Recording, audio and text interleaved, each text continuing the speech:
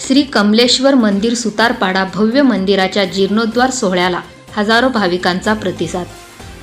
अलिबाग तालुक्यातील प्रसिद्ध देवस्थान श्री कमलेश्वर मंदिर सुतारपाडा येथे निसर्गरम्य अशा परिसरात भव्य सुसज्ज आकर्षक मंदिराची नव्याने बांधण्यात आले।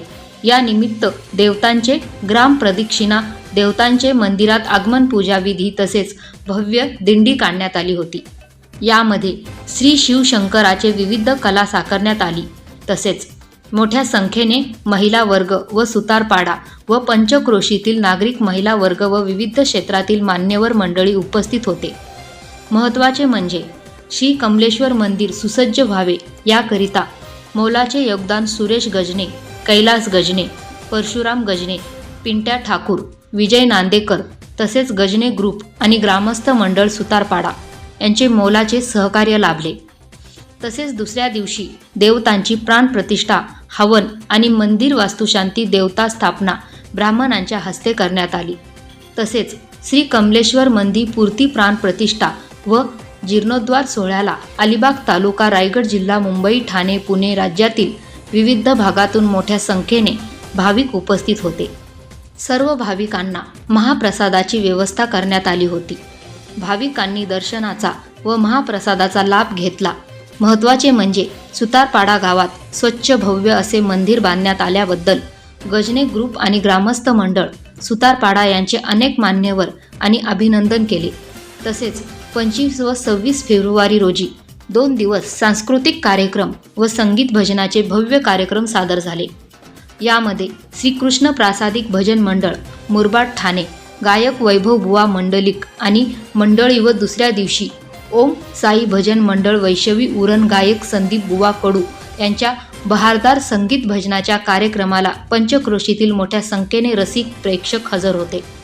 सर्व कलावंतांचे व उपस्थित सर्व मान्यवरांचे स्वागत सुरेश गजने, कैलास गजने, परशुराम गजने यांच्या हस्ते करण्यात आले।